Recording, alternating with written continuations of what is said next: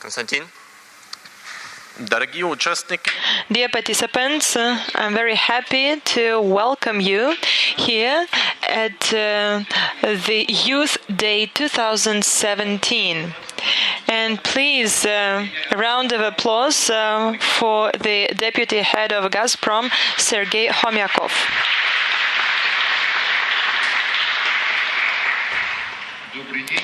Good afternoon, dear friends. Today, just like 2 times before, we organized the Youth Day for the 3rd time within the framework of St. Petersburg International Gas Forum. It's a especially nervous day. There are heads of oil and gas companies from Europe with us. They are truly nervous. And they are very happy at the same time. Today, in the hall, there are representatives of 40 higher educational establishments from 10 countries. It's truly amazing.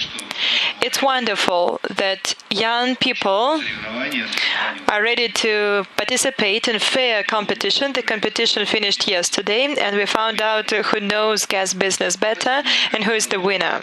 Today you have a perfect opportunity to see the winners and to ask any questions to the heads of oil and gas companies and to listen to their answers. Let's see what answers they give us. The contest finished yesterday. The winners are there. The head of the jury, Mr. Kramer, told us it was very hard to choose a winner. It was really a photo finish.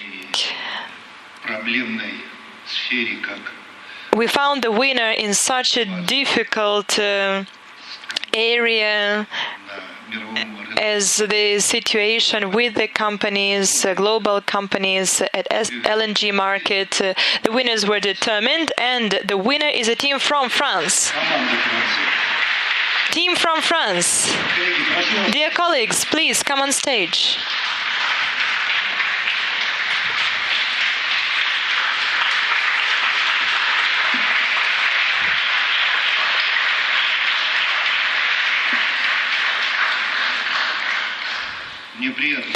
It's so pleasant for me to be on stage with you. You are the best from the best. The best from the best have gathered with us in the hall. These are the people who were chosen at the regional, at the country level. You competed and you are the very, very best. You are the winners. Thank you very much for your skills, for your knowledge, for your presentation, and for being able to make the presentation of your knowledge in the best way possible. I congratulate you.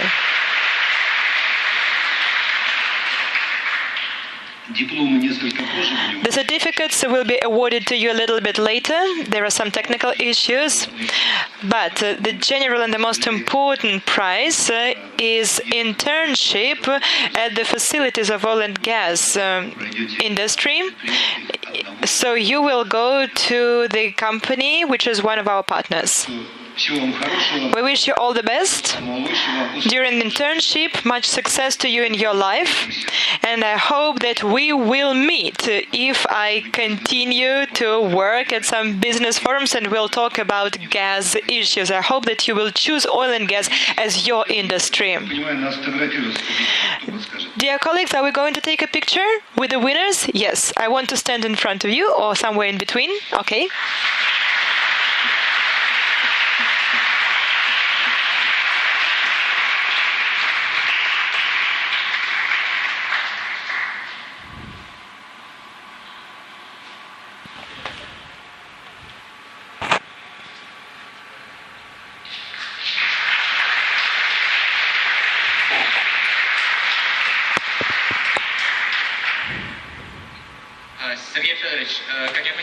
Sergei, as far as I understand, the team wanted to say something. No? Yes, but please keep it short.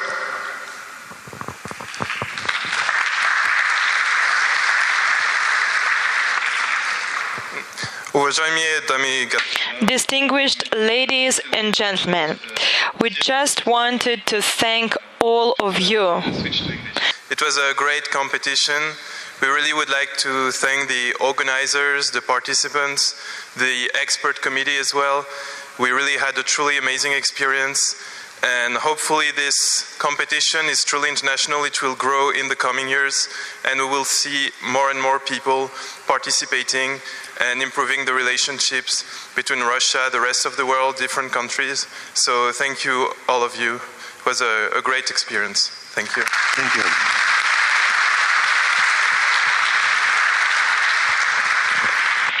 Merci. Когда французы говорят по-английски, When French people speak English, it's wonderful.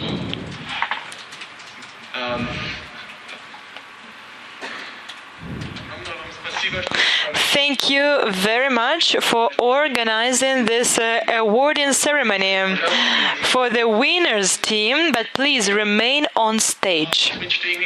We will hold the off-time meeting in English.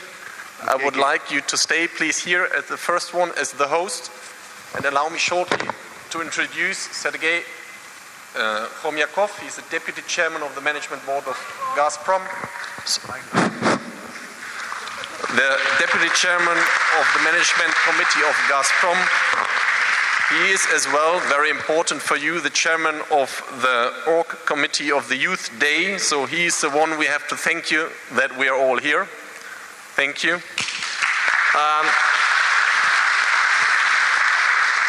Please welcome Klaus Schäfer from Germany, Chief Executive Officer of Uniper. Klaus Schäfer has his educational background in business administration, corporate accounting and finance, auditing and taxes. In executive positions since his early 30s. His professional background, Morgan Stanley, FIAG, Tuga, and then E.ON. Thank you.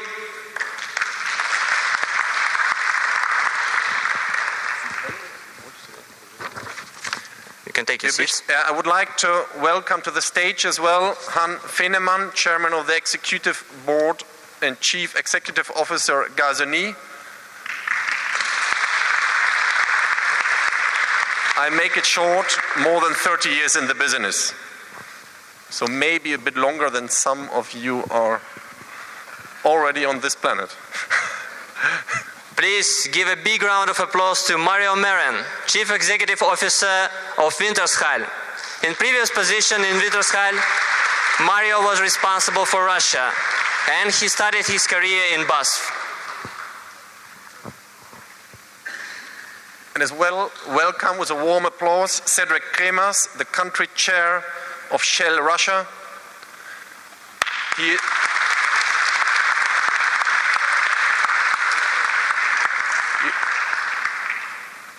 You have a chance to have someone from a big group company living in Russia, working in Russia. All welcome. Please have a seat. Oh, yes. Can I have a mic? Today we have a meeting without ties. Dear colleagues, please take off your ties and relax. Thank you, Mr. Khomyakov. And actually, we saw that some people actually wearing a tie. If you're ready for CO level, please take it off. It's the off-time meeting. Allow me to put it here.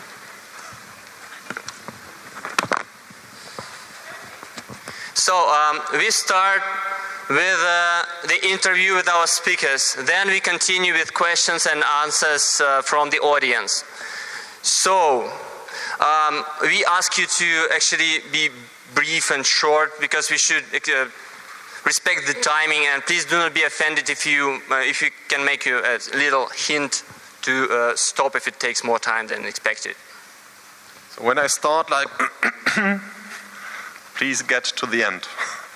It is not supposed to be insulting or impolite. We just want to keep it short to have a lively discussion afterwards. We had two questions we would like to put forward to you in the beginning, and you are free to decide who is the volunteer who starts first. It's up to you. And the questions we have, actually the first one is, from your point of view, what development in your company in the last year that happened in the gas industry was the most important change of circumstance?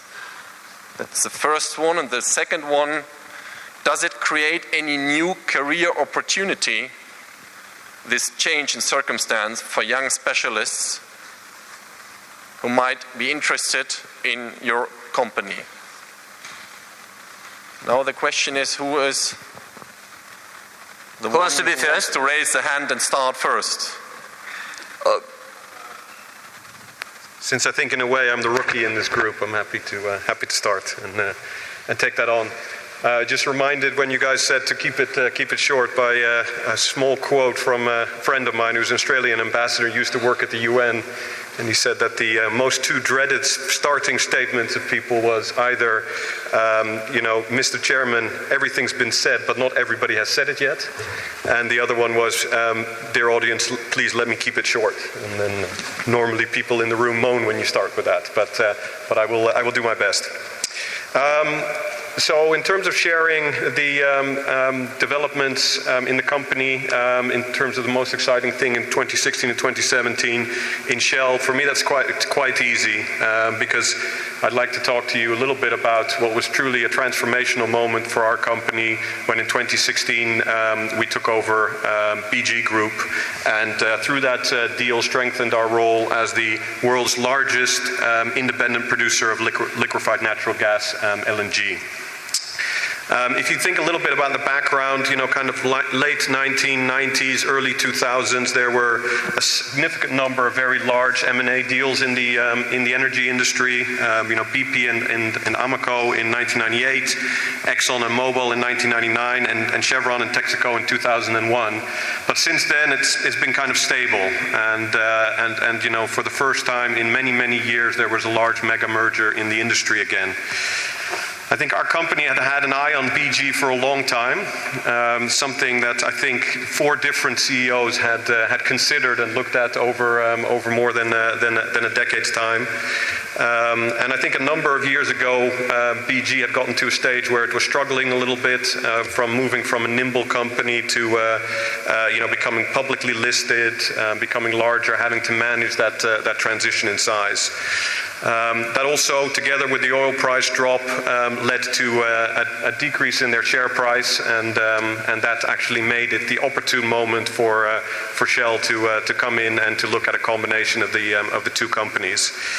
I think despite all of that was happening in the market, actually our interest in the company was only peaking because they had great projects particularly in Australia and in Brazil, that were coming closer to being on stream. So they were starting to generate cash and come on stream, and so there was the right time for us to move in. So just a few things. What was the secret of success for something like that? The number one thing is people. There was a large group of people that were working on this and that had been working on this this is not something that you do in 1 or 2 months, but a group of close to 50 people working on this for a year and a half to get to the stage where the CEOs could kind of shake hands and make something like that happen. But it was not only in the deal itself, but in 18 months after that as well, from early 2016 to now, in terms of integrating the companies together, melding them into one combined company. This was originally planned to take 18 months, and I think actually we were quite happy that in just 9 months, towards the end of 2016, we were ready at a stage where we no longer talked about integration or combining two companies, but just one company going forward. So you might ask, why did Shell go ahead with this acquisition? And I think it's important to say that this wasn't just about size. This is not about becoming bigger or combining companies, but it was about quality. Okay, all right. So it was.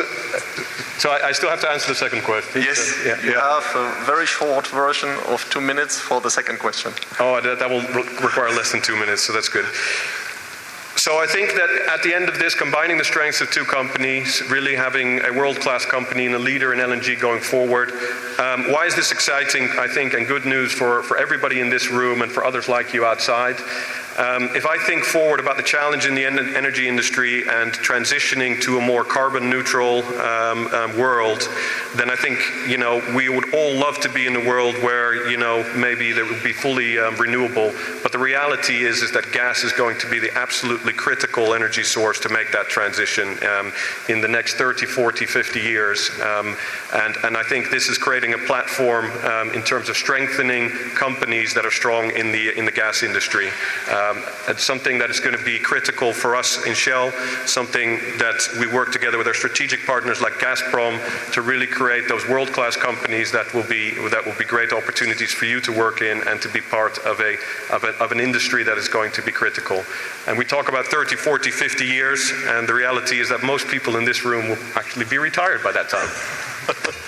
Sorry for being so strict. No, it's okay. Yeah. I said it in the beginning, don't take it personal.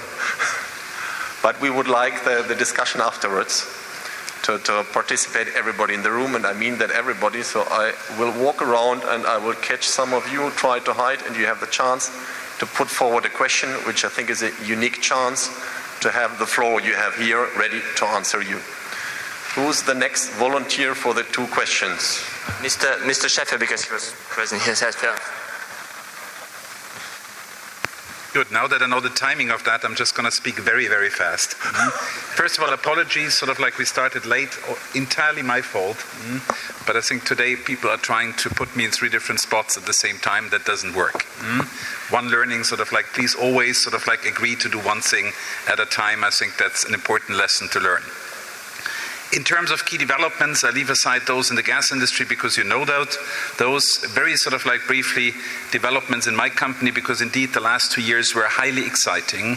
2 years ago, my company was still part of a very large group called the E.ON Group. Then there came the decision, because of the fundamental changes in the market, renewables, green on one side, fossil on the other side, decentral, customer-oriented on the one side, system-oriented, big assets on the other side, to split E.ON in 2 and essentially leave one E.ON, that is renewables grid and retail sales, and then also create a new company called Uniper that was entirely focused on power and gas and the big assets, the big trading positions, the big gas business. Now, at the time, that was treated initially as a bit the bad bank of that company and the bad bank of the industry. Very negative image in the beginning, high doubts whether this company would actually fly. And then I was asked to run it, and I had to take the decision, shall I take that job? And with great conviction, I did that, because I fundamentally believe in the necessity of that part of the industry that I'm doing today. The company was spun off, split, put on the stock market. We set up the company completely new. We took out many layers of the organization. We created a fully functionalized organization across countries. We streamlined the organization. We put a lot more emphasis also in terms of delegating authority to the right level, reduced the amount of boards and interim sort of like decision bodies, going for individual decision powers of really those people working in the organization. We were floated on the stock market at 10 euros. Today, 1 year later, we're trading at 23 euros. 1 year, more than 100% plus in terms of the stock market. And the challenge sort of like will simply continue, because since a few days we're subject to a hostile takeover by the Finnish Fortum Group. So therefore the battle is out on this one.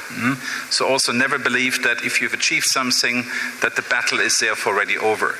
In terms of individual chances for the people through such a process, indeed, a spin-off, any major corporate restructuring, is a fantastic opportunity to really open up new positions, create new responsibilities, delegate more authority to also younger, to new people down in the organization, get all this bureaucracy out, and I think that is something that indeed worked in our organization fantastically. A lot of young people took over new positions, and they made it, and they were the driver behind also the success we had on the stock market. A lot of energy, a lot of power, a lot of drive, and indeed therefore go for those situations that look difficult, challenging, where there's massive reorganization and massive change. You have the age where you like that. Not everyone sort of like who's 10, 20, 30 years older actually loves that, and therefore sort of like this is the occasion for yourself. Pick the right industry, go where the change is, and then deliver on that one. Thank you, Mr. Schäfer, for this insights and Thank you very much. who wants to continue? Mario Marin. Yeah, first of all, it's a pleasure to be here again in this group because it's fascinating to see young people being interested in our industry, which, according to many people, should be a dead industry. And actually, that is one of the most exciting developments I've seen over the last year. That is the sobering effect after the Paris Agreement. I think it was all very good to see that nations could agree on climate change targets, on really the idea to reduce emissions. And then what happened is people started realizing that this cannot be accomplished without gas. And this is something I find really exciting, and that's one of the reasons why I'm in this industry and love to be in this industry.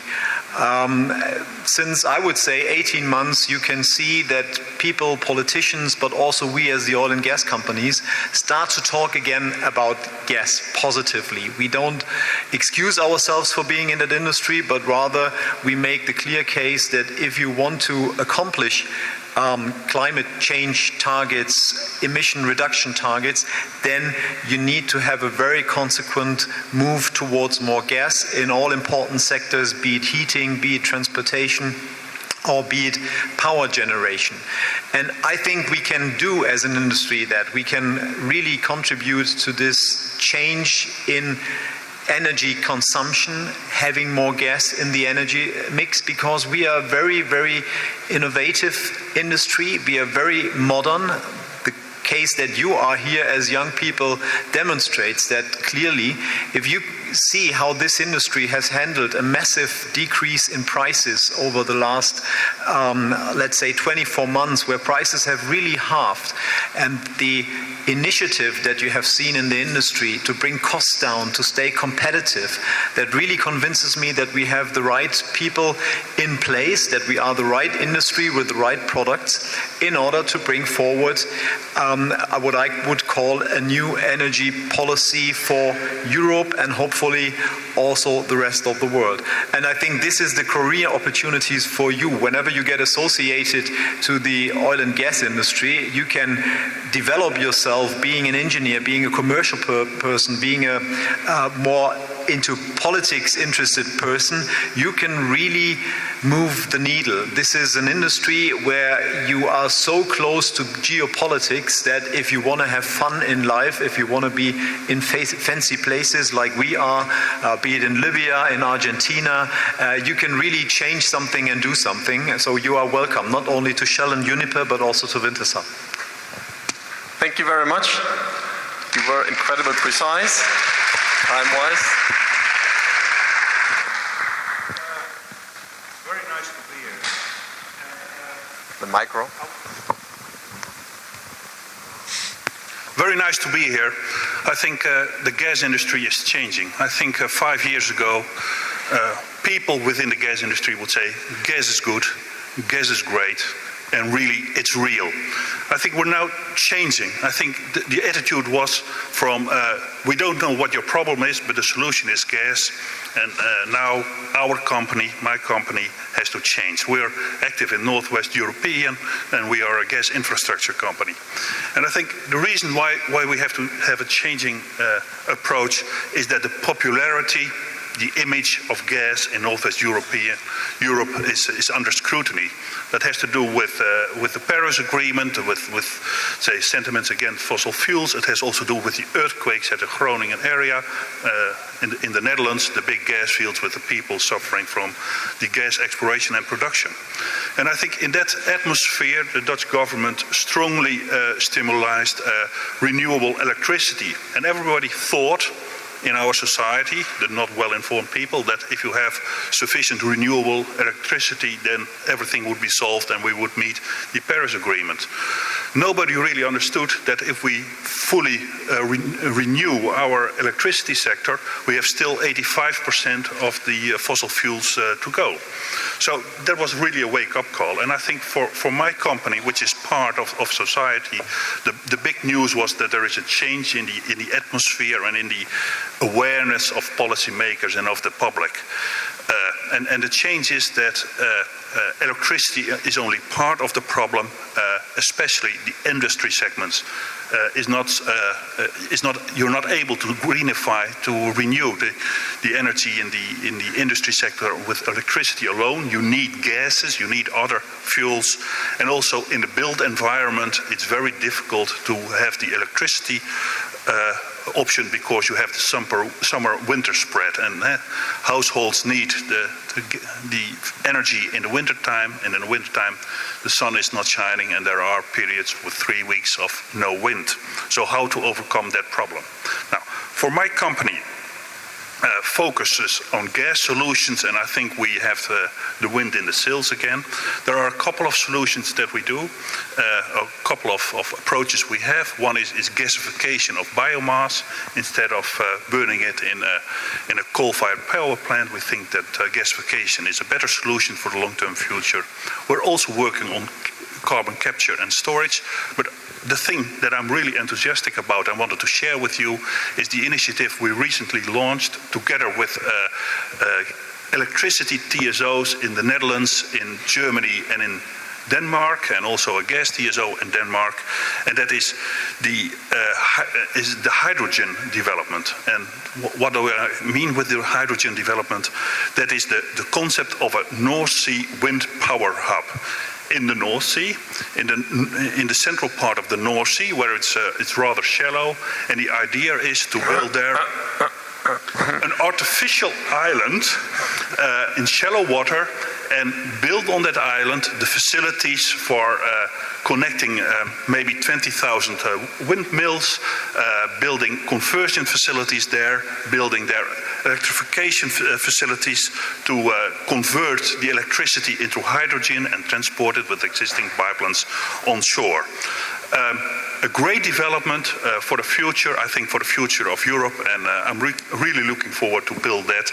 And I hope, I'm probably not finalizing that initiative, but I would welcome one of you to work on this initiative and to finalize it. What does that mean for young specialists and young people like you? I think from the gas industry, we need people that are more creative than in the past, more innovative, that are also thinking outside in. It's not the gas sector that determines, but we're part of society, and we are really needing people with a business development background, with business development skills, and with connecting and cooperating skills. So if there is anybody here, happy to see you afterwards. Thank you. Thank you. So be outside of the box, and please approach Mr. Han Venema after the session if you are. Sergey Fedorovich, do you have any? Спасибо. Открою тайну. Thank you very much. I'm going to tell you a secret now. When we were coming up here, someone told that, I want to talk to students and I don't really want to talk about myself. And that's what we're seeing now. Yeah, we actually agreed on talking for 1 or 2 minutes, and we agreed on making this as interactive as possible. You see what is happening. This is the competition of gas industry. Please be aware of that, kids. So, a couple of words about my company, about our company. We were quite active last year. We became very active at Yamal Peninsula. We discovered a new deposit, and every day we break from there 264 billion of cubic meters. I mean, this is just one deposit. Can you imagine that?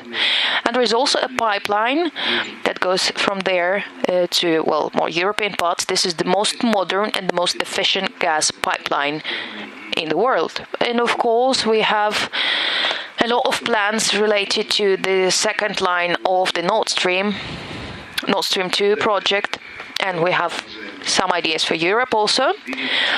We continue to work in Siberian region. For now, we made more than 1,000 kilometers of pipelines. Some deposits in China, they initiated a pipeline, and we are piping more than 1,000 of kilometers. And with our Chinese colleagues, we agreed to make it even faster because people do need our gas in China. This is one of our very important projects, and we really invest a lot in that. Chinese pipeline at our battery line will end up with a more power station, which is one of our quite important project as well. This is one of the the capacity of that one is a very big, and I believe it's the second biggest power plant if we judge by capacity. So on average, we pipe more than 4 kilometers, 4.137 kilometers daily in the sea. So I'm talking offshore here. Offshore, the pipe laying speed is 4.1 kilometers a day. We are very active at Sakhalin with our colleagues. We are actively designing the second stage of Sakhalin LNG plant. We believe that's a very promising project, and our colleagues have the same opinion. At the same time, we are designing a Baltic Sea LNG plant. We have those plans as well. There's going to be an LNG liquefying plant and also a gas chemistry plant. I don't want to repeat everything that Mr. Medvedev actually told during the previous presentation. The volume of our resources is constantly growing. We are pretty sure about our future successes. For now, we supplied 12% more gas to Europe as we did in last year, and last year was a record year for us. We supplied basically 23% of all the gas that is used by Europe. In figures is 179.3 billion cubic meters of gas supplies in Europe annually. I believe we will overdo that. We will add some 15 to 20 billion this year to that figure. What shall I end up with? Well, Standard & Poor's recently named us the best company. We are actually proud of that. They made their rating right before this forum. We are not that, we are not that interested in ratings. We don't need ratings to be sure that we're the best and the most dynamic company in the world.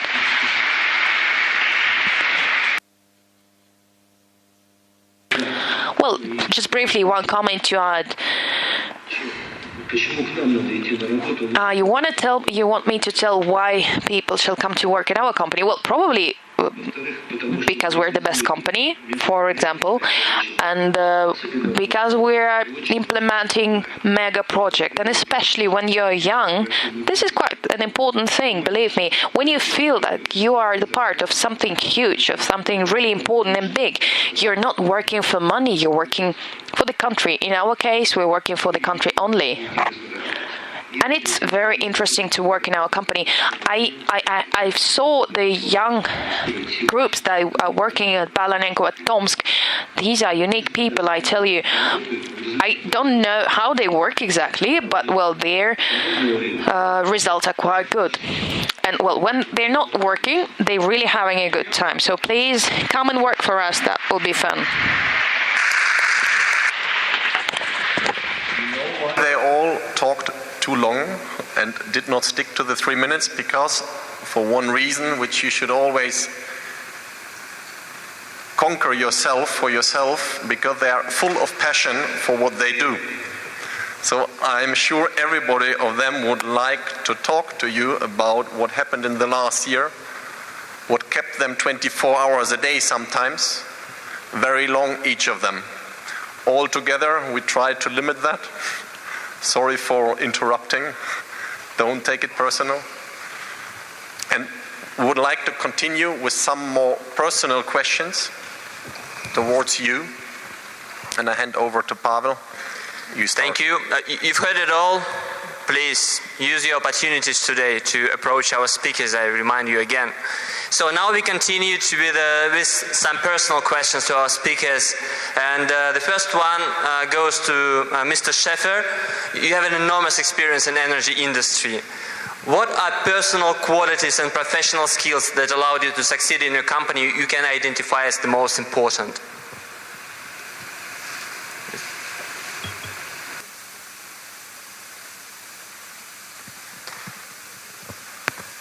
Good. So what are the important topics that you have in mind? I think one has already been mentioned by Konstantin, that indeed is passion.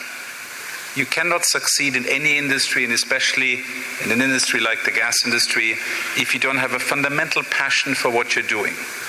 This is not a job that you're doing in the end. I mean, it's really a dedication, and you have to be fundamentally convinced about that's the right thing to do, because people will feel that.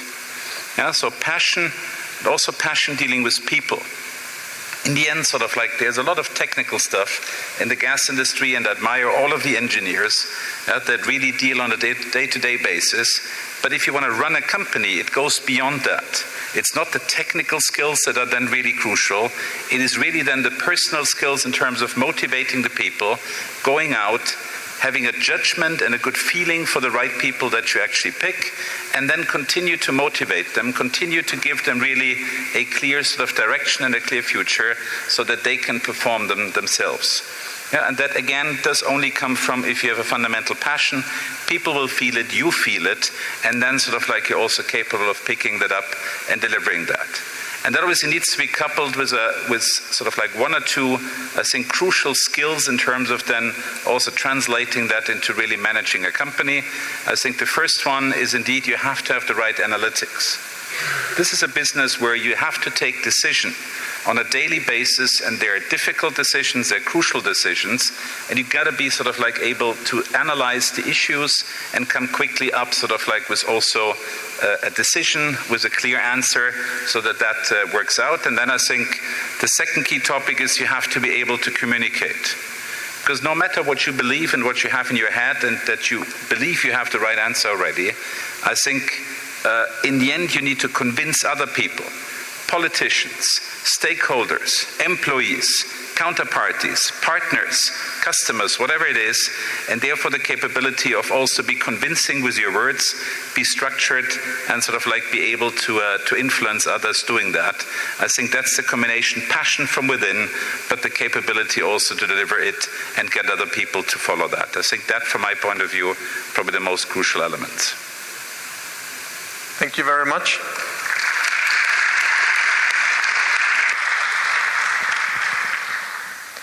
I would like to ask you, Han, a question. What advice would you give to yourself 30 years ago before starting from your today's point of view? The micro, please. Sorry, Mike. The micro. 30 years ago, I was 23 and I was joining an international oil and gas company. And I think within 1 year I had a new manager, and she was French, and she was a lady. I think French was more dominant. And I'm from the Netherlands, and I think the Netherlands are known for quite open and candid communication, direct. And if you don't agree with your boss, you don't feel resistance to say that, even not in meetings. And I think coming from a certain part of the north of the Netherlands, I was even more direct than the average Dutch youngster, let's say that.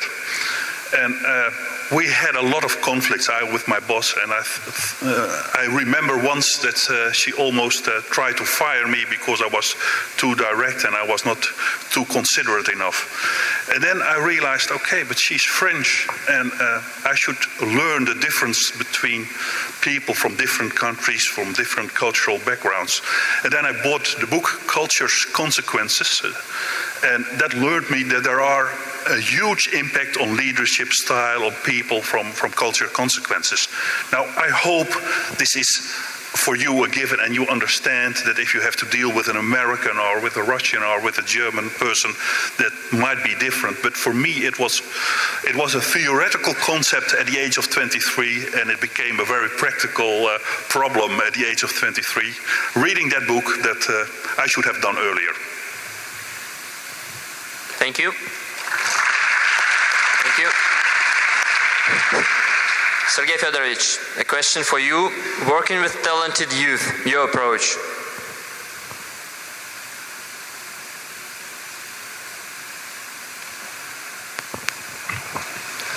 но не только с молодыми. Well, I work not only with the young people, but of course there are young people too. Ladies and gentlemen, now we pay much attention to work with the young people. It's truly so. Why? Because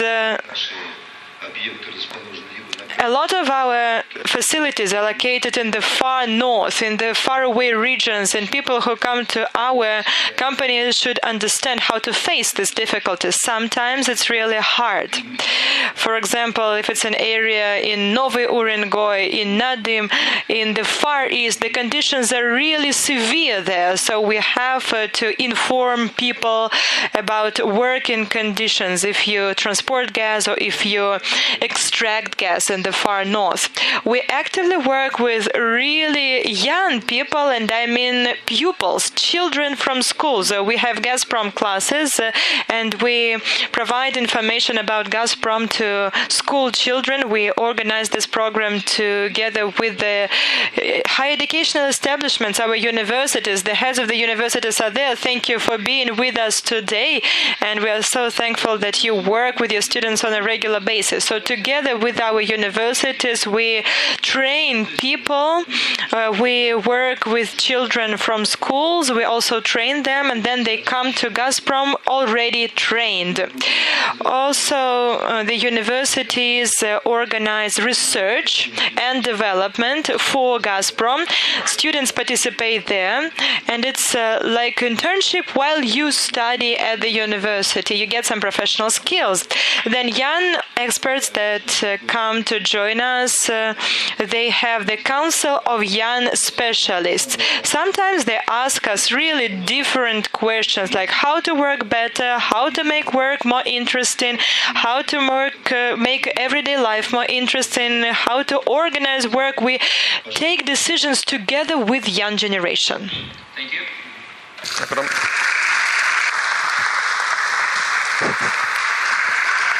Огромное спасибо. Thank you very much. Ask you, Cedric. You have a new promising and challenging project in your company. What skills, qualifications you would like in young people, a potential member of your project team? Yeah, thanks. So I think if I look at a new project or team or whatever, and you have to select people for it, and I think nowadays, you know, in our company, but also outside, you take technical skills and competencies almost as a given. It's what I would call a table stake. You kind of need it to even get in the door. And maybe to give a little bit of a personal experience, I spent a large number of years before this role working in Asia, and I could tell you for many people in this room, you look at places like China and India, and just the sheer number of people coming out with high degrees and you know, very intelligent, the skills and competencies, you know, there's huge competition out there. And why do I say that? Because that's the given, and it's not anymore what makes you competitive and what differentiates you, and also not what I look for in to put together high-performing teams. When I look for high-performing teams, I look for people that have the right attitude. That, as Klaus said, that have a certain passion for what they're doing. But the other thing that I would say to that as well is people that are willing to take risk. So people that are willing to take, first of all, personal risk. So the curiosity to learn about things around you, more than just your own job and your own role, but how all the pieces come together. The willing to take personal risk, to put yourself outside of your comfort zone and to try new things, to stretch yourself, etc. And then I think very importantly that personal risk then translates into business risk, and being able to take appropriate business risk and do the right thing, because the reality is you can't compete in today's marketplace anymore if you don't take risk and take the right amount of risk to move forward and be competitive. So that's what I look for. Yep. Thank you very much. Thank you. You've heard it, you should have sparks in your eyes, and again, be passionate about your work, about your ideas, about what you do. And the last question goes to Mario Marin. You are in a final interview with perfect candidates. You can ask only one question to choose among these perfect candidates. What will be this question? Well, since Cedric has checked already that they are technically capable, that is not an issue. So I would ask the candidate for their biggest failure so far in life and how they reacted to it. And that for quite simple reason. We have heard that here on the panel already, the gas business is quite a volatile business. You have challenges everywhere. Technically, it was just described where Gazprom is producing. I mean, if you go out and ask people, could you ever produce in these severe conditions, most people would say no. So you need people who can really fall down on the floor, stand up and start trying again. You need people that see challenges rather than problems in what they are doing, because if you have a different kind of attitude in our industry, you will definitely fail. I mean, there is politicians that don't like our industry, so you have new laws every once in a while that make your life harder. You have prices that go up and down like crazy, where you have absolutely no reliability. As I said, you have engineering challenges, so we need people that are not streamlined, that really have gone through problematic situations, that have been under stress already, and that know how to deal with that in a positive way. I think if you have these kind of softer capabilities, you are perfectly suited for the oil and gas industry. It is a challenging industry. And if I would have a second question, I would ask for what kind of music the candidate likes, because it's always interesting to talk to young people about music, but that's a different story.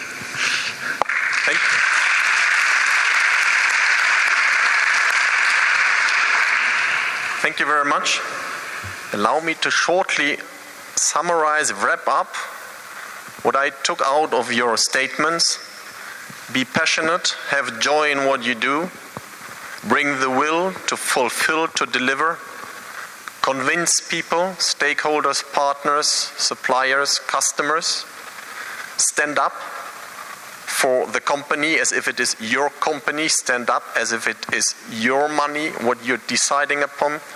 That means take responsibility, don't be afraid, don't ask big groups to align, decide it yourself. And don't be afraid of doing mistakes. That's human. We are all human beings. We do mistakes. And we fall and we have to stand up, like in a boxing fight or whatever. Get used to that. You always get bumped. You always get a bit kicked. That's normal. You don't have to suffer from that more than others. And don't forget about the music. And the music. That's part of the joy. Thank you very much again. Would now like to start a discussion with you. We would like you to give the chance to get answers from these very esteemed panel. And we asked you before to send in questions. There were more than 100 questions. We will not have the time for all of that. We will try to make a mixture between that. At least we have here several university delegations that you will put forward, minimum one from each university. If you have any comment in between, any statement, jump in. You already know how we deal with people who talk too long. It's not personal, it's just professional. So I would like to start with the first university from Austria, the Montanuniversität Löwen. Where is the team?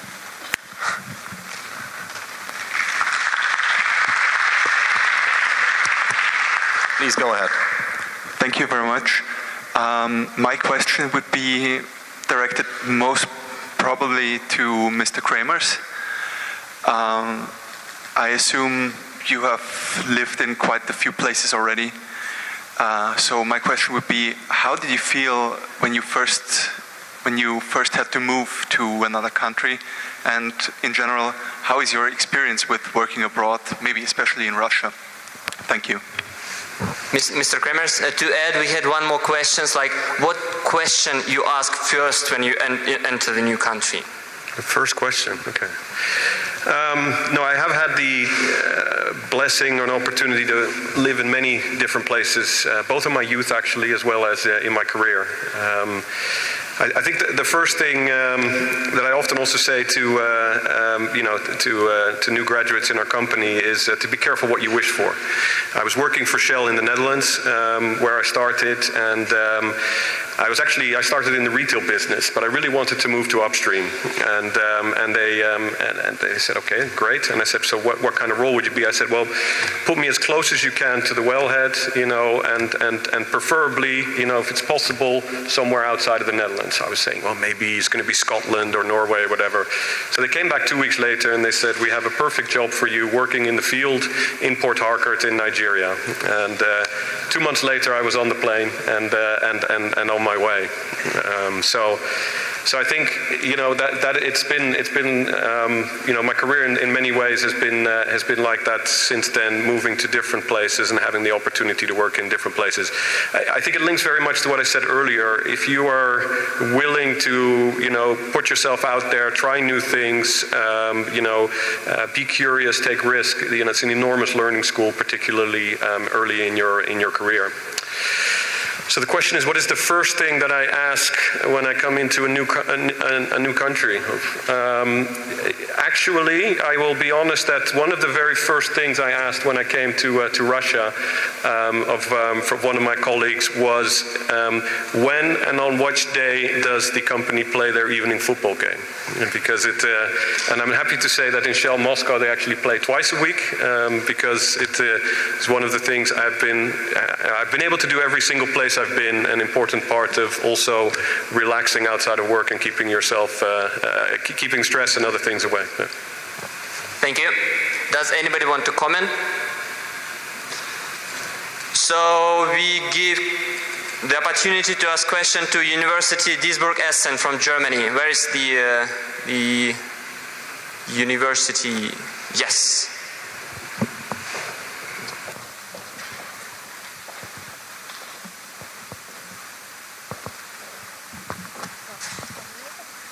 So, good afternoon, everyone. I'm a Chinese, but I'm now studying in Germany. So I'm the only one represents the University of Duisburg-Essen.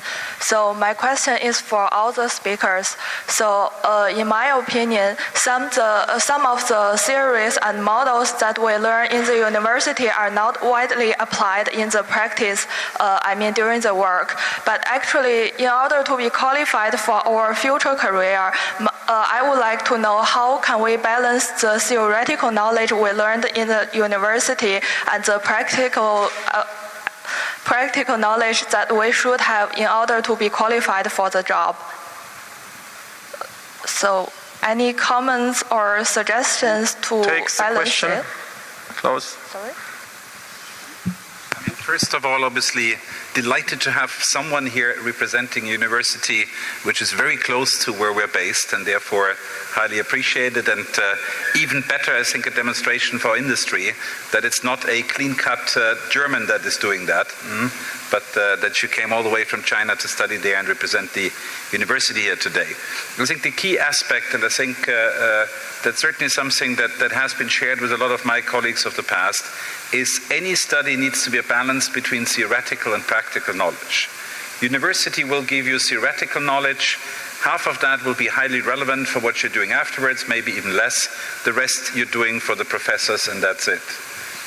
But the important thing is that the other 50%, this is something you will only gain if you go out, work for companies, do internships, and really spend time outside of the university and really applying, trying it out, and bringing back some of that, what you see in the companies, in terms of your studies, and then try to balance the two.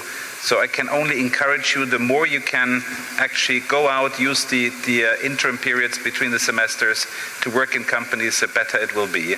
And also in terms of your future career, I think it will be crucial. Sergey?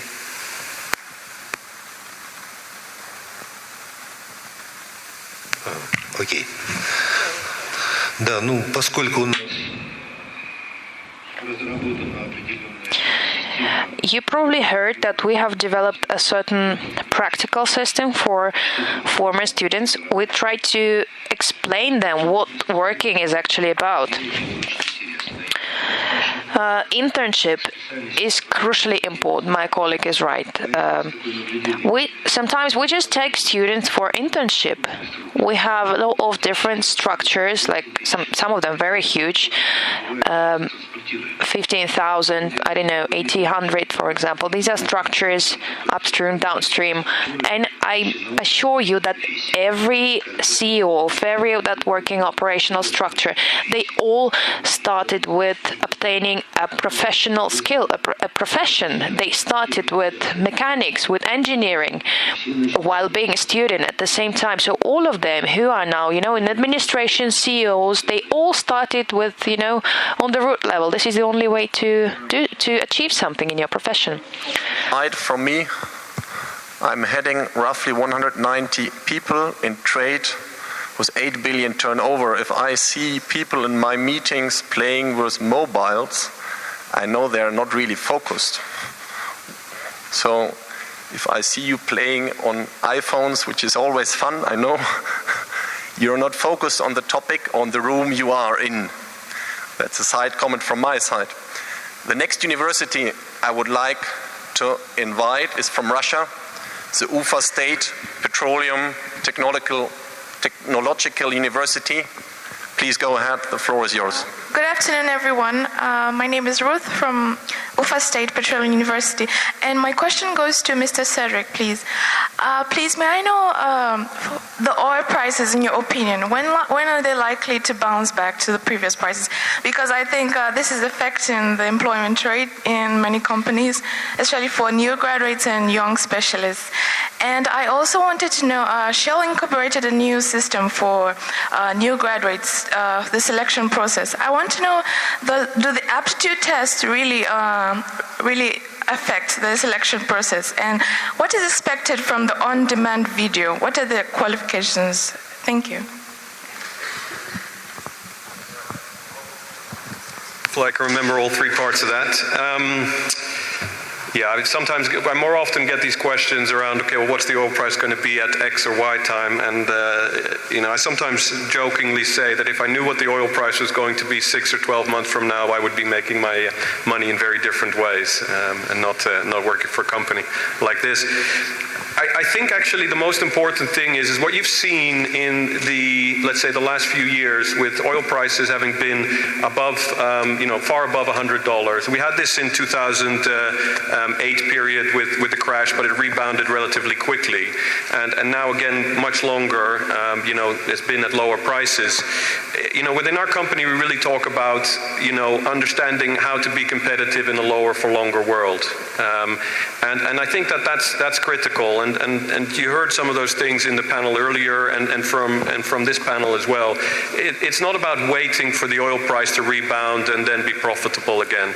It's about being profitable in every environment and being competitive against other energy sources, being competitive against other companies. And so that's what we focus on in our company, in our projects, with our partners to achieve, rather than try to predict an oil price and wait for that to come.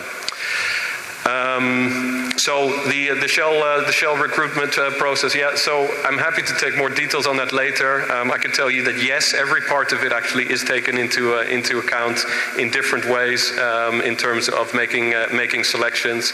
There's no one thing that in and of itself determines the selection of new graduates, but all the different parts of the process get taken in together to try and form a picture of who we think would fit well into our company. So I hope that helps. Thank you. Does somebody have something to add?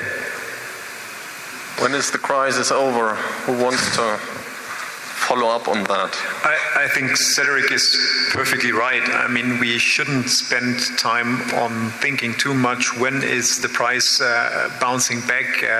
When do we see $100 again? Actually, that is something, unfortunately, especially a small company like Wintershall cannot influence. So I think what is important to us is to have a portfolio that is as robust as possible, to have our costs under control, to be very effective and efficient. And I rather focus and spend my time on that to make the company as robust as possible than thinking too much about when the oil price goes up and down, because sometimes, you know, the inventory levels in the US go up and the oil price goes down, and sometimes they go up and the oil price go up. So I have no clue, to be honest, what's happening with prices. I rather focus on robustness of the company.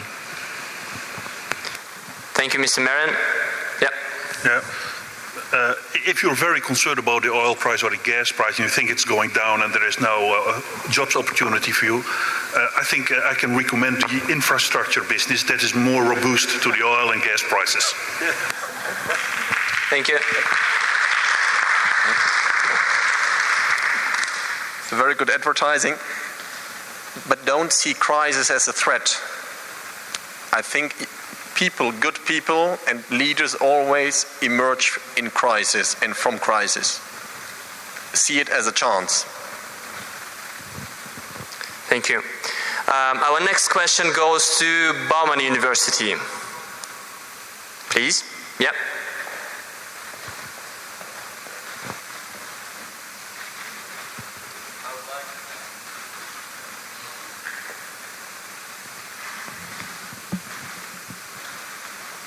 I would like to address my question to Sergei Khomyakov. Many students are convinced nowadays that they have to study MBA to get a managerial position in your company. Do you agree with this statement or not?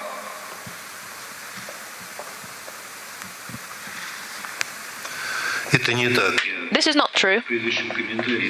I don't agree. In my previous comment, I told that already. MBA is not necessary for our company. You just have to start working. You have to try to come to internship for our company, and later you'll go to MBA. But for Russia, this is a problem. We are mostly interested in engineering, in some engineering degree, not really masters or MBA. With our profile, with our main partners, we are mostly striving for hiring as many engineers as possible. I hope I answered your question. Anybody wants to follow up on that? You could ask how many of us do have an MBA. I don't. Who are not engineers. And we have a lot of people who are not engineers here, actually. No MBA.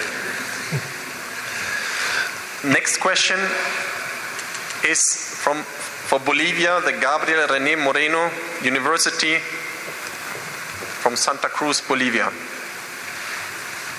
Bienvenido. Good afternoon, all ladies and gentlemen. I have two questions. The first is for Sergei Khomyakov. Do you always consider it foreign language skill for the selection process? And the second one is for Mario Marin. Do you always consider good grades for the selection process in a young professional, or do you prefer language skill, fast learning, and experience for the selection?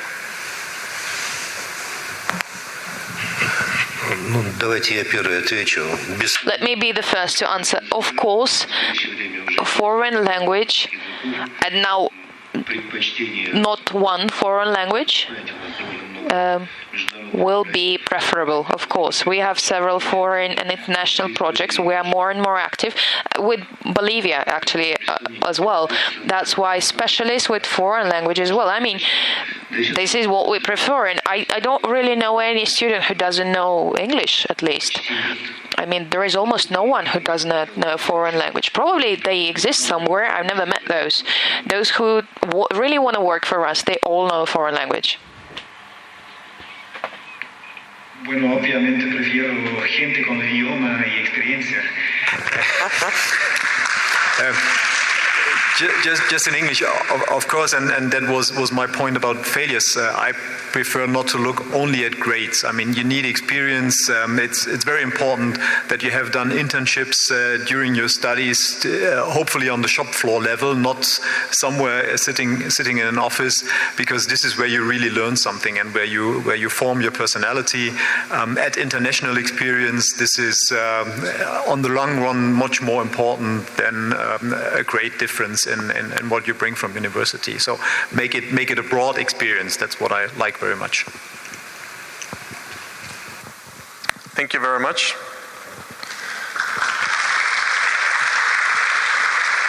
Thank you. Speaking about new languages and new skills, we have students from China University this year here, and they wanted to ask a question. Yeah. Okay, thank you. I have a question for all of our distinguished guests. And okay, I'm from the China University of Petroleum, and it's first time to be here. And I also joined the case contest yesterday, and it's really amazing. Okay, and my question is like this: all of you have mentioned passion, and which is really important. But nowadays, for a lot of young people, the thing that they passionate most about is finding their passion.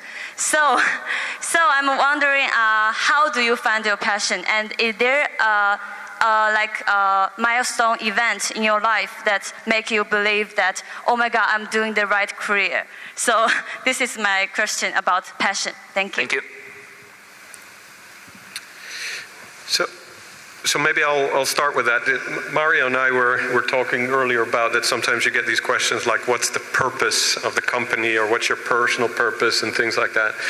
And we've often discussed this as, you know, I've described it to people as you have the big P and the small p.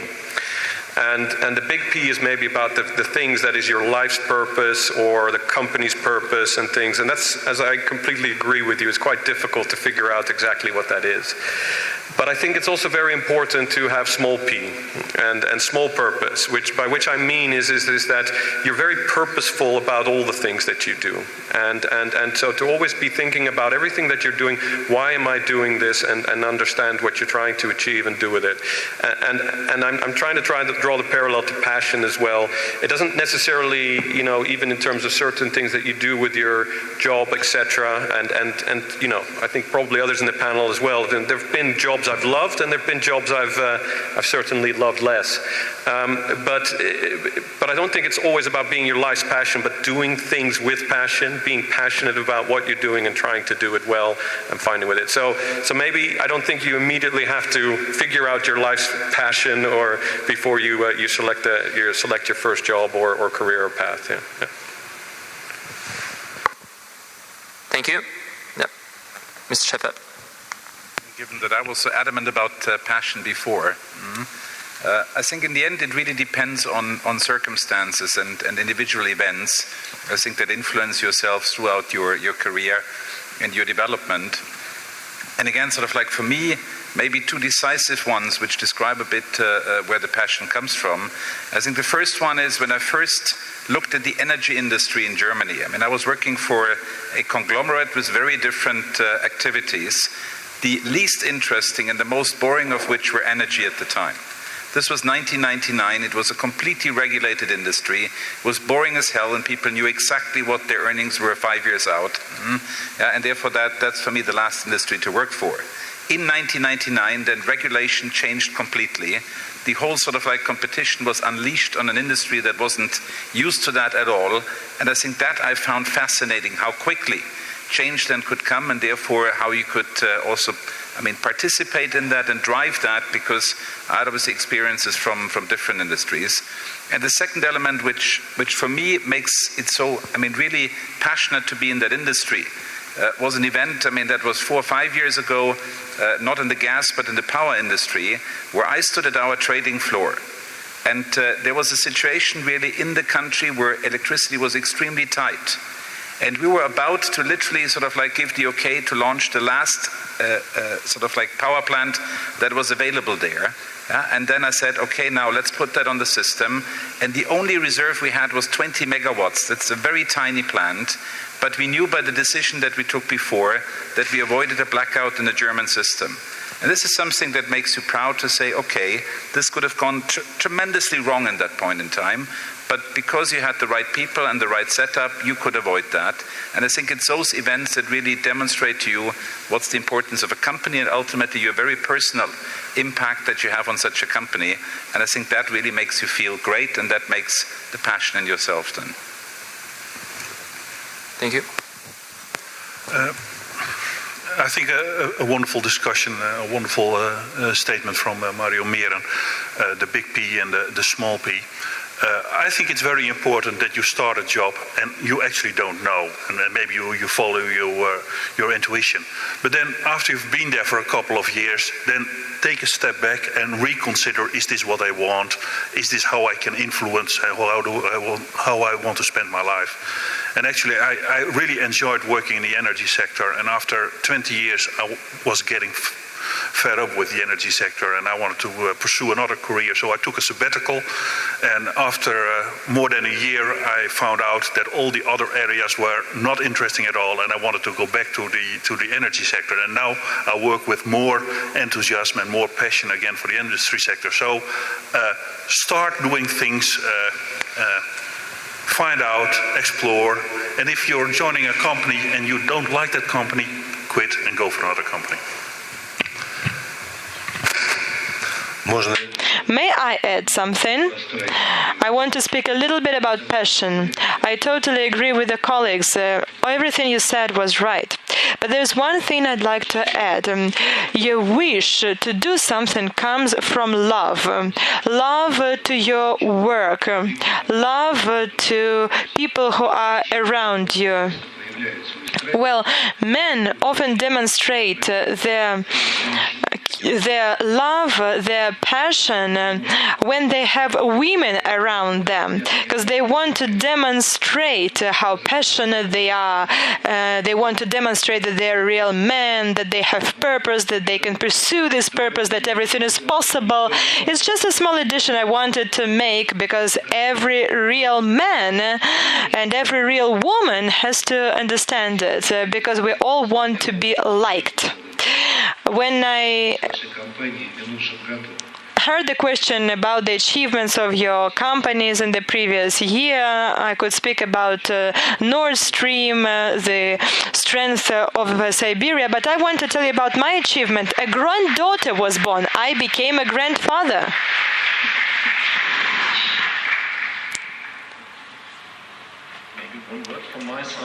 Come home and you tell your wife or your husband about your daily business, what you did, without asking her how was her day, and she will or he will answer, it's good to hear that you saved the world again, then you know you're in the right business and you're passionate. Then the next question goes to the St. Petersburg State University of Economics.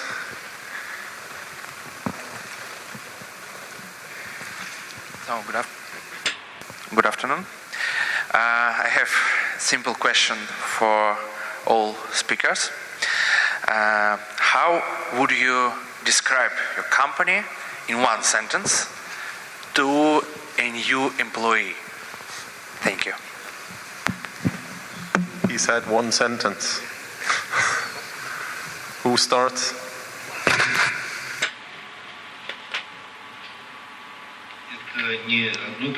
It's not one sentence, it's not about description, but we have our own motto: we are the best.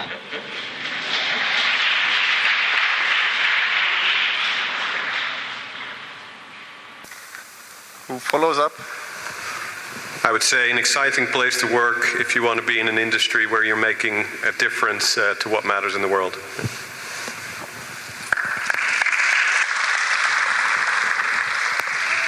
Well, since the title of the best is already gone, at Wintershall we say we are shaping the future.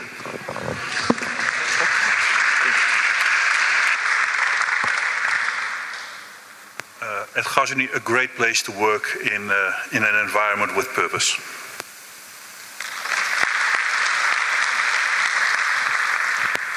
think we're probably too young to have crafted already a statement like that. I think you do that typically after a couple of decades and to come up with things. But one thing is for sure, in Uniper we stand for the security of energy supply in both power as well as gas.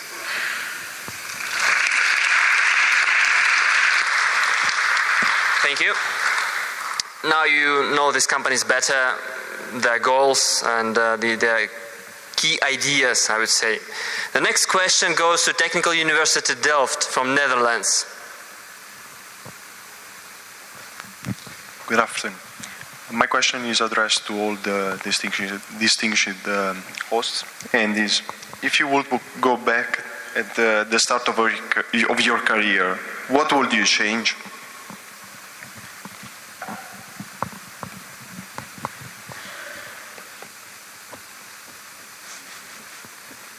So many volunteers. Maybe we are the wrong people to ask that, because the career wasn't too bad, so I would say nothing.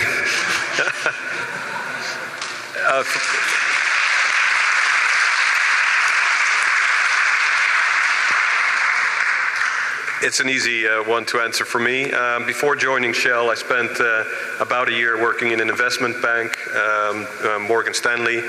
I thought it was an exciting place to work and do, and it was a very challenging place to work, but I quickly found out that I didn't like working for a client, being an advisor, doing things on paper. I wanted to work for a company that built things, made things, etc. So if I would go back, I'd skip that year and join the company straight away.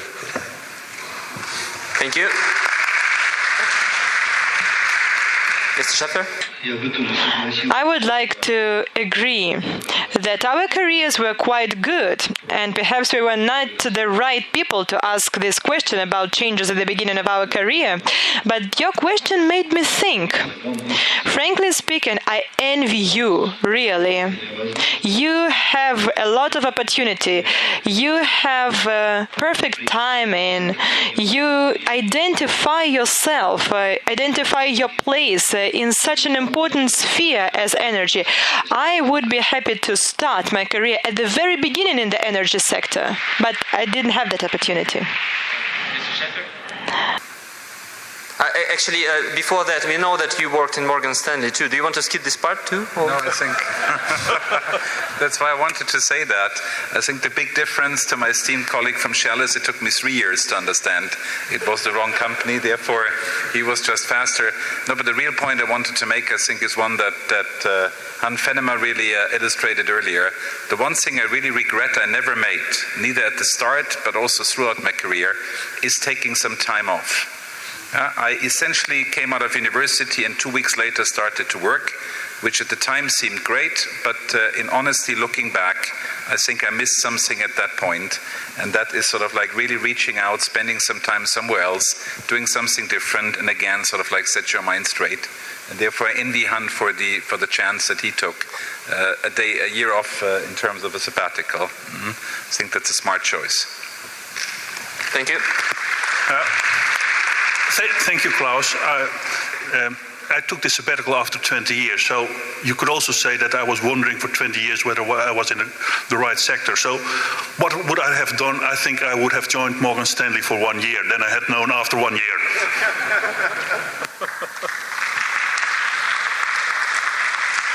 And I think this illustrates there is no one single way. Everybody has to find its way, and there is no a good way or a bad way. Do it your own way. I think that is a very good advice. You have to figure out yourself what you want to go for, what you are willing to put in, what efforts. Learn that yourself. Listen to everybody carefully and pick a bit from everybody what fits to you, but not more. Don't play another role. The next question goes to the Northeastern University named after именно МК Амосов. Пожалуйста.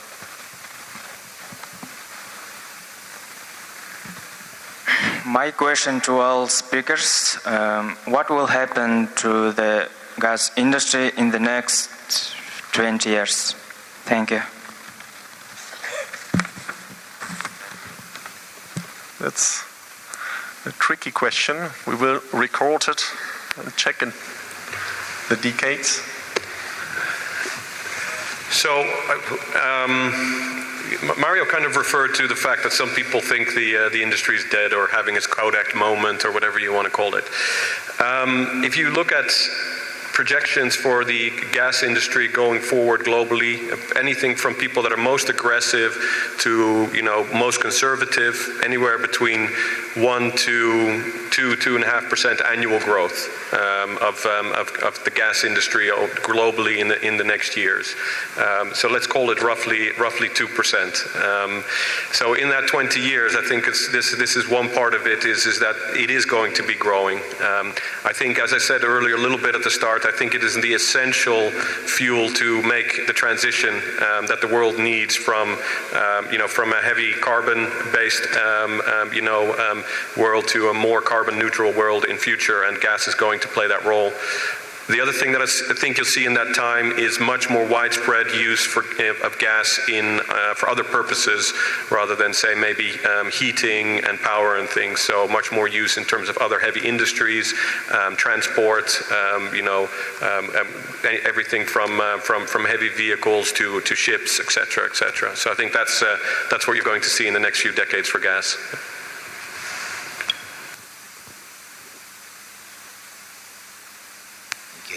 I believe that in 20 years, gas would be quite okay. Everything will be all right in gas industry. It will go on developing even. I agree with my colleague, 1 to 2.5. I heard the figure 3% annually. We have new markets opening, Asia Pacific, China. They also did a lot towards, gas-driven world. Talking about renewable energy, gas is a good contribution to that, right? You probably heard of Paris Agreement, and well, yes, it was all about renewables, and gas is a good addition to renewables. But my logic questions from here is what renewables is actually. I mean, where we get this wind or solar energy, how is it renewed, and how much work we have to do to renew it. This is still an open question. I mean, gas will live. Thank you.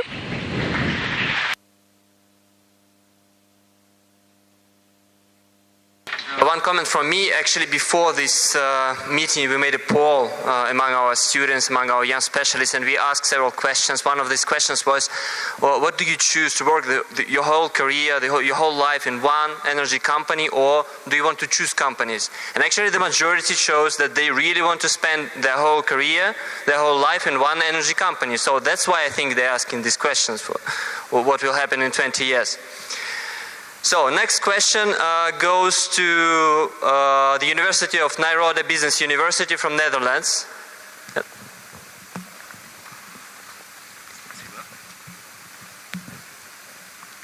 Good afternoon, everyone. My name is Andre from Nyenrode Business University. My question will be directed to Mr. Kramer from Shell. As we understood in the Netherlands, Shell is starting to look into the renewable sector and starting to pay more attention in exploring opportunities in renewables. My question is, how is Shell planning to balance its current exploitation of oil and gas and its strategies in the future to explore opportunities in oil and gas, in renewables without losing focus and control over it? Thank you. Yeah, so first of all, I think we refer to it in our company as new energies and not necessarily just as renewables, because we believe it's about a broader space of seeing not just, how energy is created or generated, as we say, such as renewables, but also how is it used, how is it stored, how is it purchased, everything, that entire chain. And we are looking to see is, okay, well, where might that market develop over, really looking 50 plus years and looking at that. So let me give you an example. It was mentioned earlier is hydrogen, for example. So we believe that, much longer in the second half of the decade, maybe even, that hydrogen will play a key role of connecting markets in some ways similar to how LNG does right now, in terms of being an efficient carrier of energy, in terms of generating energy in one place and bringing it to another place as a storage of energy in terms of where it's needed. So your question is, how do we balance this? I think it's what you've been hearing maybe here and some of the other things I've said before. Maybe let me share a few other facts. We talk about wind, solar, and other things, and it's mainly about the power industry. The current usage or the total energy demand currently that goes through the power industry is less than 20% still. So even when you talk about areas that 25% of power comes from renewables, that's 25% of 20% of total energy demand. So I think the reality is however quick solar or wind or other things will grow in different parts of the world, it cannot meet the energy demand that's growing from a growing population, people moving from low income to middle class. And so if you look at all these projections that we do, that other people do, even then you see the demand for gas and even oil still increasing in the decades to come. So I think it's not about an either or, but I think it is about understanding where the energy industry will head in decades to come, and having a balanced portfolio both for today, for the next few decades, and for even longer beyond that. Yeah. Thank you.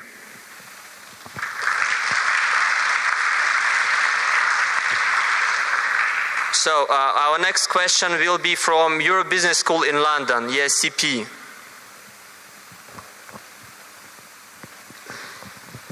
Thank you very much. My name is Mateusz Ciasnocha. I'm Polish by origin, but studying at the ESCP Europe Business School in both London and Paris. In my question, I would like to draw on your vast experiences in energy space and not only. And I would like to know what is one trend in your career that you've been aware of, but you've completely disregarded, and this trend turned out to be extremely important for your companies and industry per se. Why did you disregard this trend, and how did you manage to catch up? Thank you very much.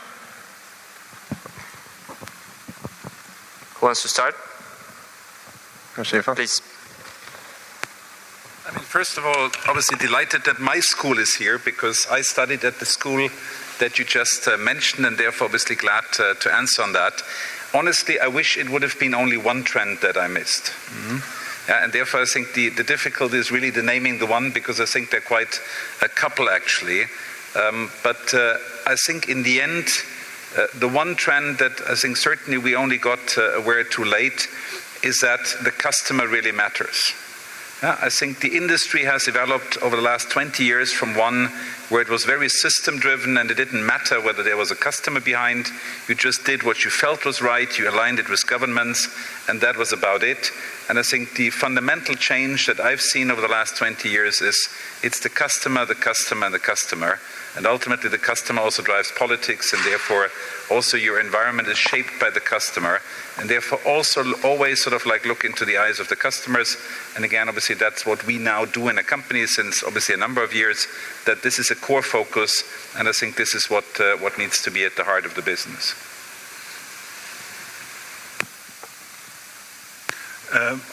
Klaus, I couldn't agree more. I think the customer is very important, and I think if I'm looking back in 30 years of experience in the energy sector, we always thought that the facts were more important than the opinions of the customer or the society, and I think most of those 30 years we were wrong.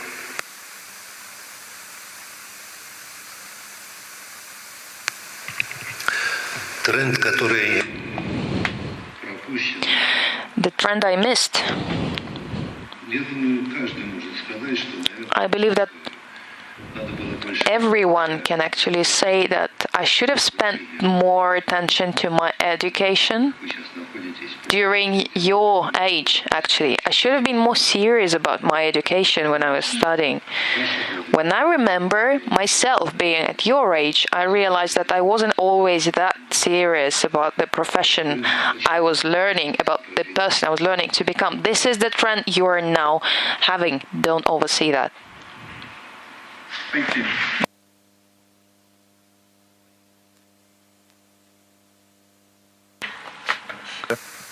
I mean, if I look more into the industry, I think one trend, at least I have not seen coming, was the shale gas and shale oil development in the US. I remember still in 2008, 9, 10, we were writing strategies about the US being an importing country of both oil and gas. And if I see how quickly this has changed, this is simply something I haven't seen coming.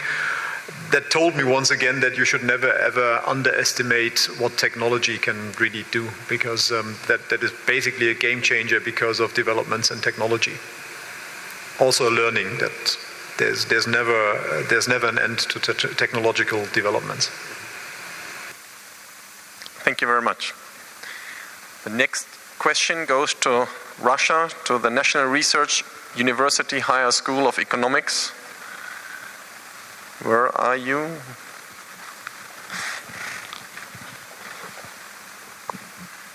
Thank you. I will continue the topic of alternative energy, and I address my question to Maria Merriam. My question about alternative energy in some countries, because sometimes we have experience, for example, in Denmark, then we'll have idea now using natural gas, only alternative energy in 20 years, but now don't have this. I want to know opinion of Maria Merriam about it. How many years we have opportunity using only alternative energy? But not, and if it is possible, and how many years we need to this idea in our world. Thank you. Well, I just said you should never underestimate technology, and as you also said, there are different countries with different experience about renewables. I'm coming from Germany, so I can tell you my experience. In Germany, we lost a little bit our objective to reduce emissions, and instead we created a system increasing the use of renewables, which had a wonderful effect. We increased the use of renewable energies.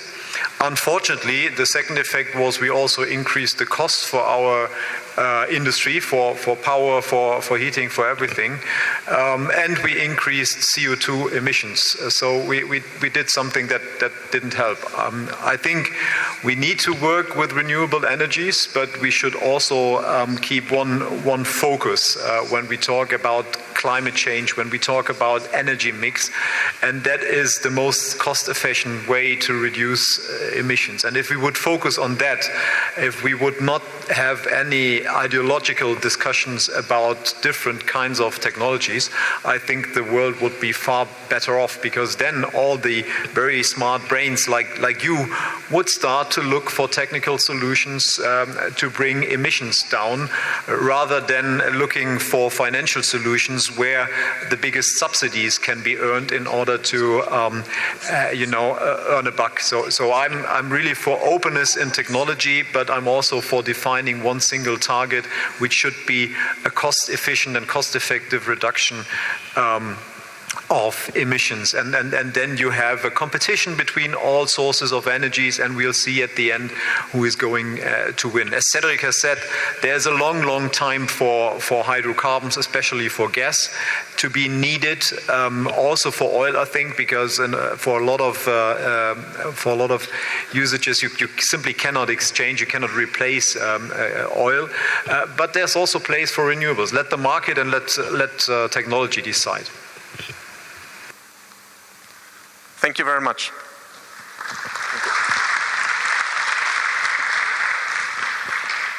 Time flies, I'm sorry to say that. Is there any urgent question? First, I have to apologize that we did not make all universities. I'm sorry. There were, as I said, there were far too many questions, which is wonderful. You have the chance when they want to leave to grab them and put directly forward your question. I'm sorry to say that. It's your chance. Make use of that, as I said, to have such an esteemed panel. One last question. The urgent, your hand was the quickest. She was quicker, I'm sorry. Okay, good afternoon. My question is for Sergei Khomякov. Is it possible to build career in the gas industry with education focused on logistics? Thank you.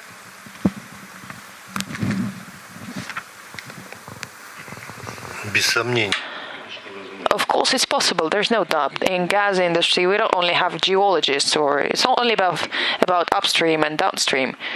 We have transport specialists as well. I mean, if I tell you a number of people working in Gazprom, you'll feel sick. But it's 462,000 people.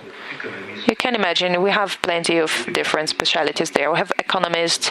We have also logistical specialists, of course. You can't possibly build a pipeline or implement any mega project without logistics.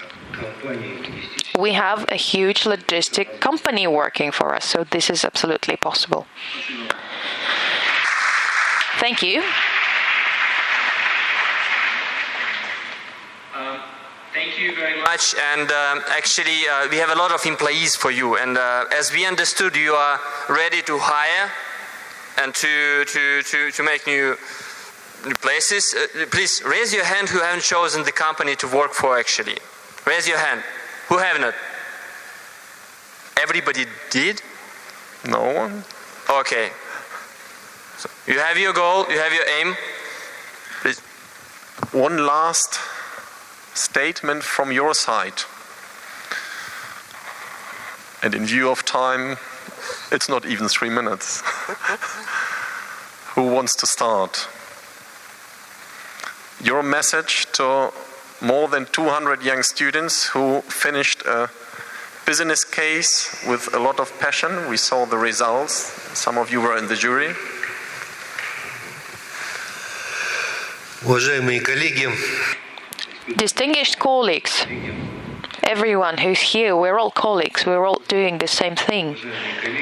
Distinguished colleagues, you are now at the brilliant positions, you have brilliant start, you live in wonderful times, you are living your best age, and you have every opportunity right now. Energy is one of the most interesting areas. This is the one area that defines geopolitical, political, economical issues. It defines financial sector. When you work in energy, you work with everything, literally.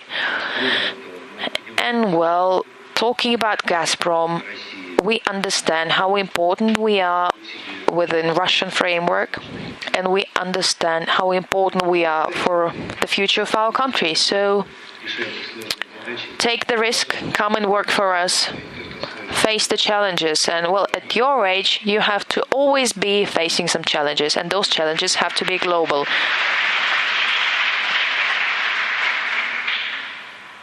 Who's the next with the last words? Okay. Yeah, I would like to encourage you to stay as you are, to stay as open and internationally minded as you are. The world is a crazy place to be, as we can see every day in the news, as we can watch on television, and I really enjoyed it today to see such an international crowd here sitting, an international group of students where you couldn't even dare to guess who is coming from which university, because it's all mixed up, and this is how the world should be. So thank you for being like you are. Thank you.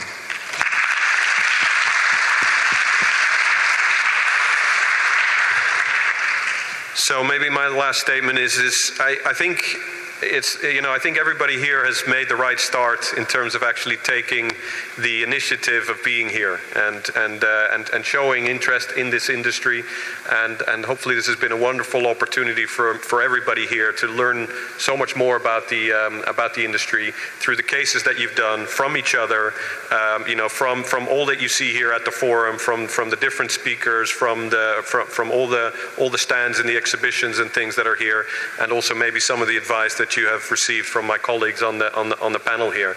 But I wanted to say as well what Mario said is, take those advices and figure out what it means to you, and then to see if this is the right industry for you, then and you have the right attitude, as I said earlier, then there's a place for you in this industry.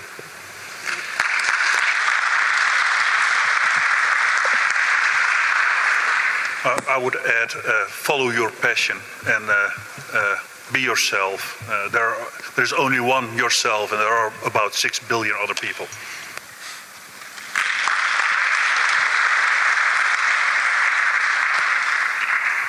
The good thing is all the important things have been said, but retain your curiosity and network. I mean, this is your occasion today amongst yourselves, sort of like get involved with the people here.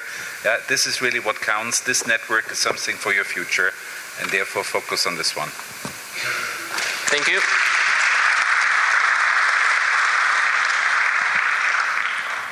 And before the end of our session, we want to invite to the scene Director of St. Petersburg State University of Economics, Igor Maximtsev.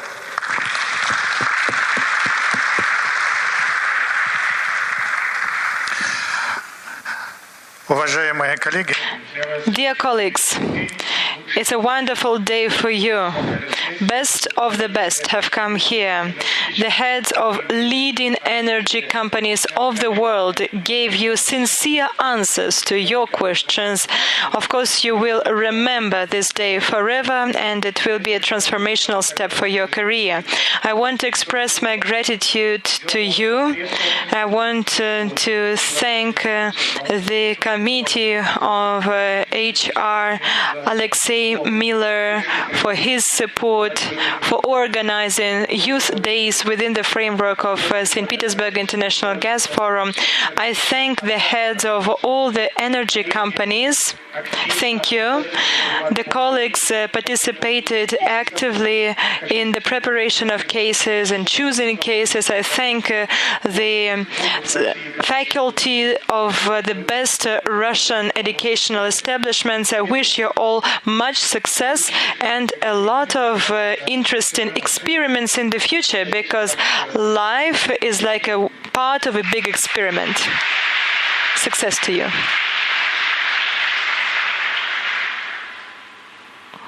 Like to hand over to the host, Sergei.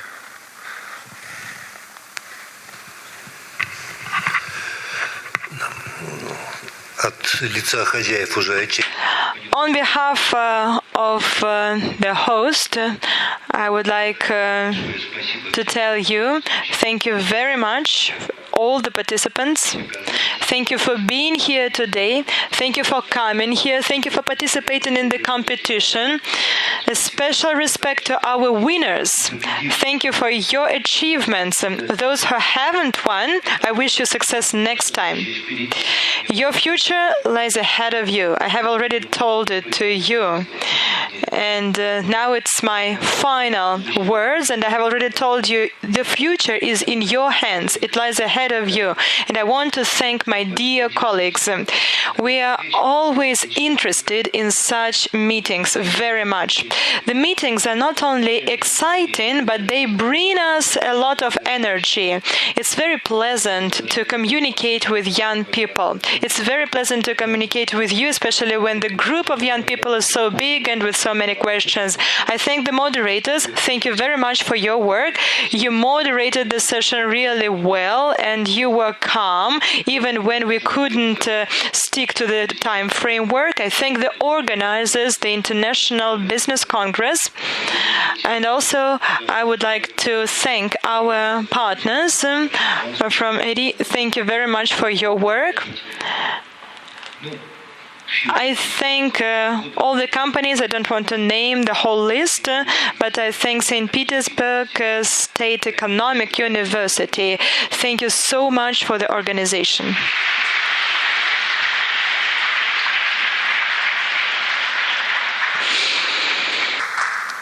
A huge thank you from the two of us to the panelists. Thank you for taking the time. Thank you for taking 2 hours to discuss with the future. You are the future. There was a question, what will be in 20 years? I do hope in 20 years some of you will sit here and report and talk about your own experiences. One last comment, live in the real world, not in the virtual iPhone world. Focus on what you want to do and treat everybody as you want to be treated. So whatever you do, whatever you decide, think about how you would like to be treated in that moment. I think that's the human part we should never forget. Business is human beings getting along each other. That's a question of respect. And then you open every door. Thank you very much for your questions. And now I will hand over to the one who organized and knows further how to do a photo with so many people. Thank you. Thank you. Thank you once again, and please give a big round of applause to our speakers. It's about you, but nothing will happen without them.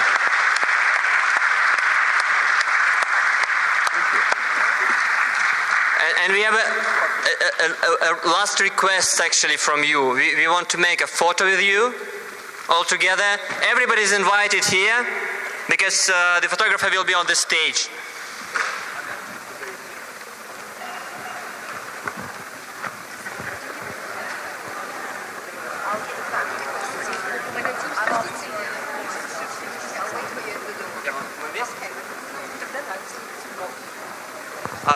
I think we should go down and from the stage. The photographer. On the floor. The photographer will be here? Yeah. Not in this sense. Вот отсюда фотография. Can the speakers please go in the center? Center. The speakers in the center, don't be modest.